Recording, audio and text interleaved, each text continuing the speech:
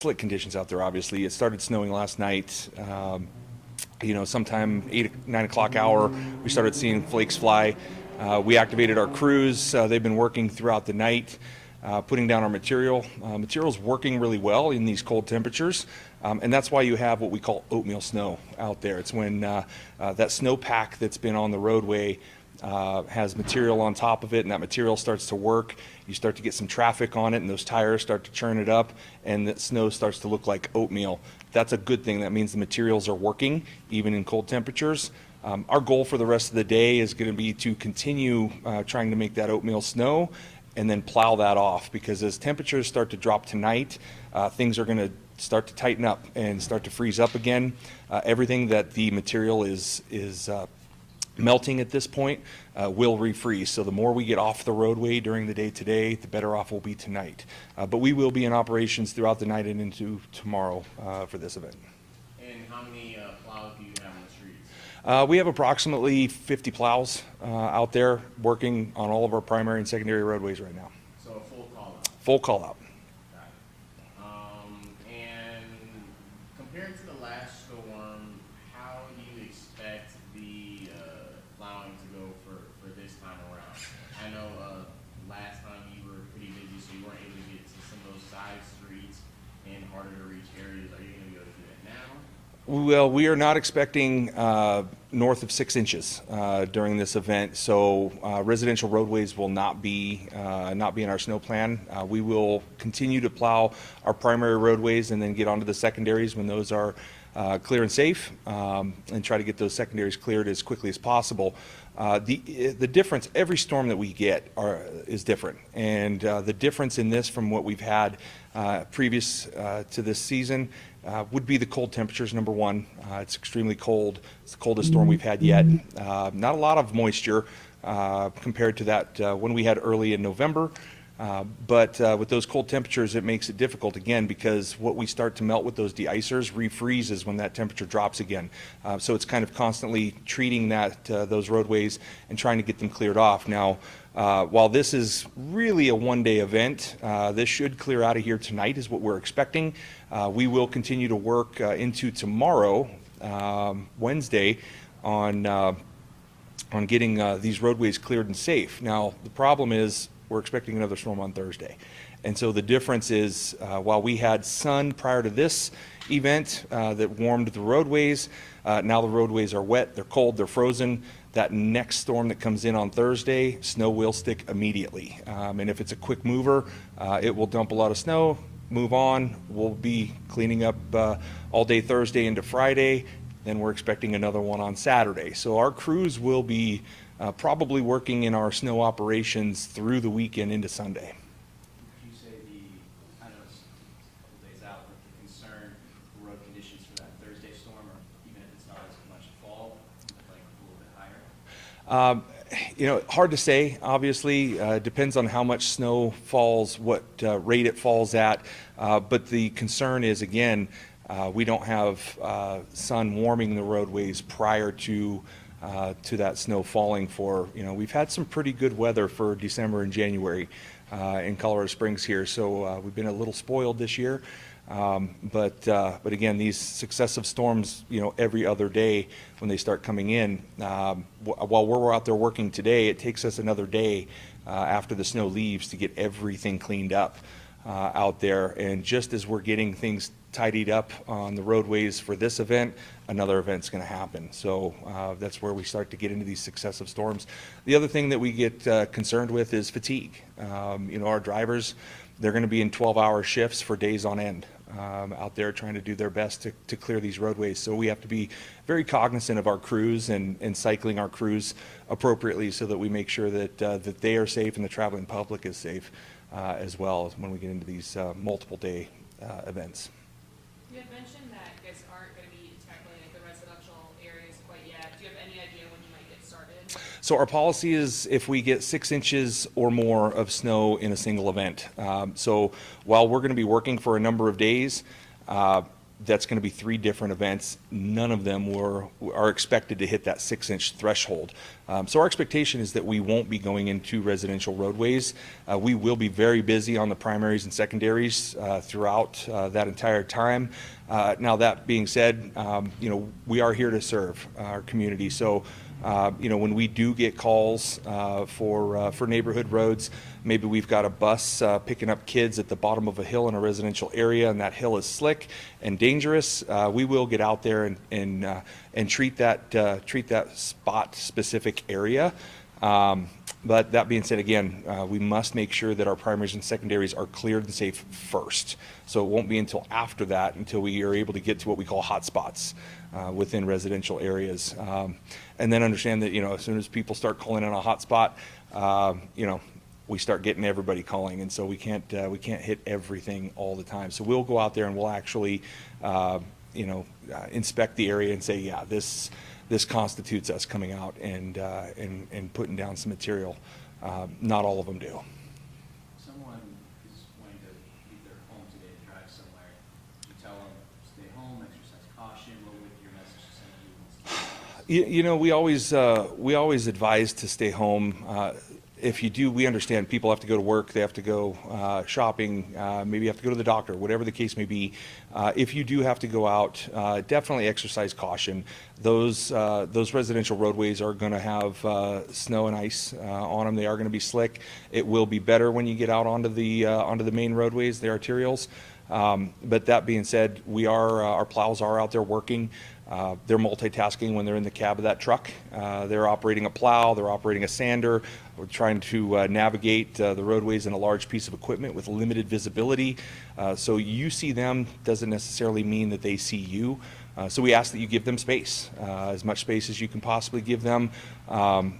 Please don't be that person that is in a big hurry and cuts a plow off because they can't stop on a dime.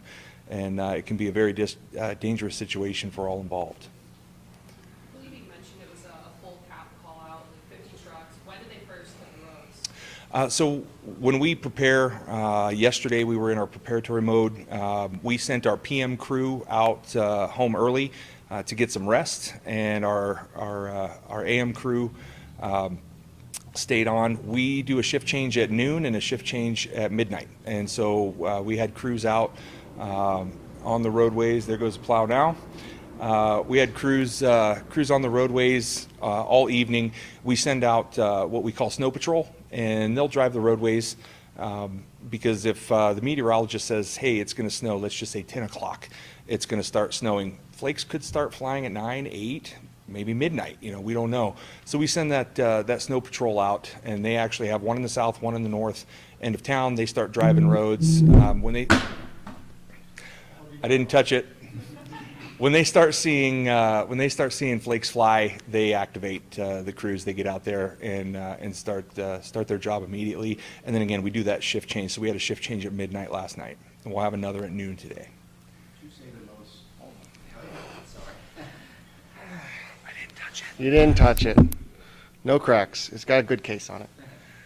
Would you say the most, what you were saying before, the most dangerous time would be when the sun first starts to go down and that product starts to refreeze? It depends. That is certainly when we start to see, typically when we start to see temperatures drop, is around that time when the sun's starting to go down. That said, that's also, evening rush hour, right, is right around that time. So there's a lot of cars on the roadway. So it can be very slick, very dangerous during those times. That being said, sometimes those temperatures will carry for a little while. These de-icers are designed to lower the freezing temperature of water.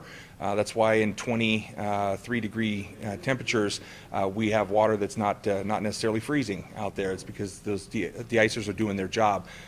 And so it might be in the middle of the night when we start to get into teens, like we are tonight. We're supposed to get down to, I think, 12 degrees is going to be our low this evening, the overnight hours. So when we start to get into those temperatures, that's when you can get what we call a flash freeze. And so if we've got wet roads all over town and we hit 12 degrees overnight, the entire city will freeze simultaneously.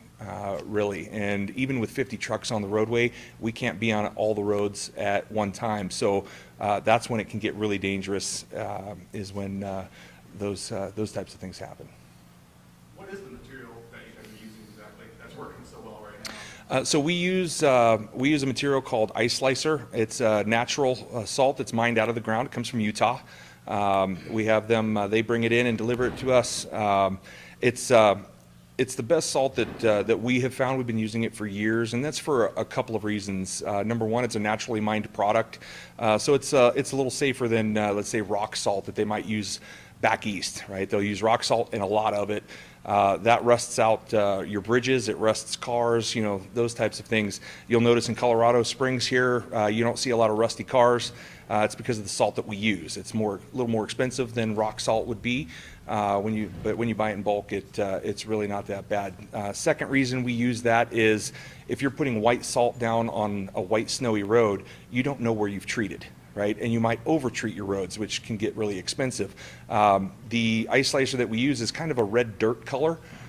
So when you're treating your roadways, you can see where you've treated and where you haven't, which helps us preserve our product and not overuse the salt that we have. And the third reason we use that is the gradation, right? This is a naturally mined product, so it has really fine granular pieces in it. It's got, you know, medium and larger size rocks in it. So when you're putting it down, those fines will activate immediately on that snowpack and start to melt it, which will then activate the slightly larger rocks and then the larger rocks after that. So it's kind of a time release on the product that we use. So it works really well. We also use a liquid mag chloride that's called Apex Meltdown.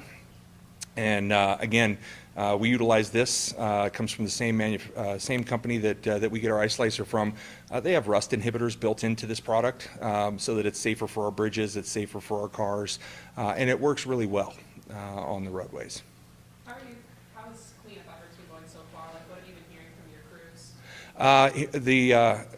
When I spoke to my snow manager this morning, you know, knock on wood, the only complaint that he had overnight was and into the morning was actually from transit. We had some slick hills on Union that the buses were having a tough time getting up, so we diverted some resources, got some trucks over there, treated those hills, and got those buses moving as quickly as we possibly could. And that was the only call that came into my snow manager this morning. So. How are you feeling about just this storm so far and how things have been going? You know, they've been going as well as they can be, right? And we say this every time. When Mother Nature starts to bear down, she wins. We can't beat Mother Nature.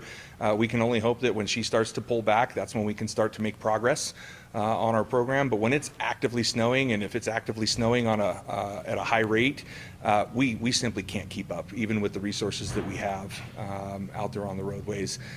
You know, it takes that snow to kind of slow down before we can start to catch up.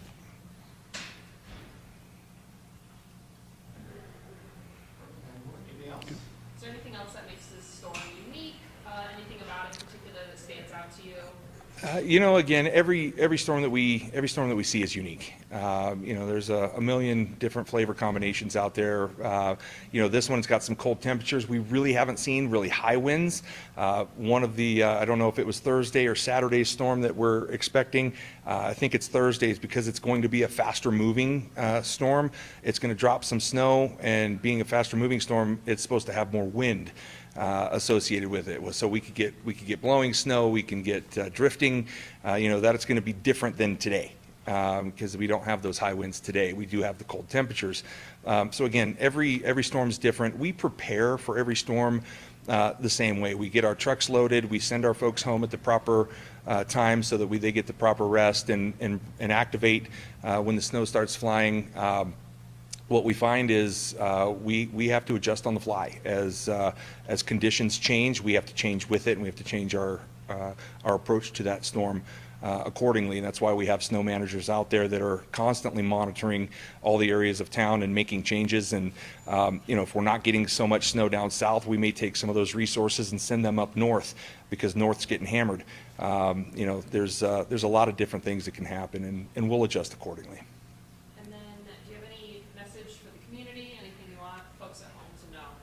You know, again, you know, if you do have to go out, just please be safe. You know, use your use your best judgment and give the plows as much space as you possibly can. They're trying to do the job to the best of their ability and get the streets cleared and safe for everyone. Let's let them do their job, and hopefully we'll get out of this unscathed. How many road miles are you guys covering now? Oh gosh, over 1,500 lane miles that are in our snow plan at this point in time. So again, you can imagine 50 trucks sprinkled over that many lane miles. And again, as we start to talk about, if Mother Nature really starts snowing at a high rate of snowfall, we'll have a truck, let's just say, we'll take Academy, for example, and you've got a truck that starts at Austin Bluffs and runs all the way up past Woodman, turns around and then comes back, and that's their loop. If it's at a high rate of snowfall, by the time they complete that loop and they get back down to Austin Bluffs and make their turn to go back north, what they initially plowed is already covered over. And so we always plow from the inside out, from the medians to the outside curb. And so those trucks that just did a pass on that inside curb of that median now has to do another pass on the same lane that they just did. And again, that's why we can't really make any progress during a heavy active snowfall, because they're trying to keep that one lane clear.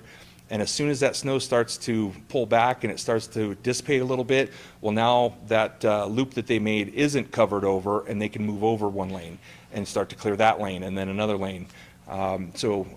During times when it's not actively snowing, during the day today, you may see tandem plowing, where we have 2, 3, or 4 plows in tandem going down a roadway to clear it in one pass. Typically, Academy is one of those roadways that we're able to do that on with the space that we have out there. But that's a way to clear roadways quickly and efficiently during a downtime during a storm. So again, adjusting on the fly as Mother Nature reacts, we react as well.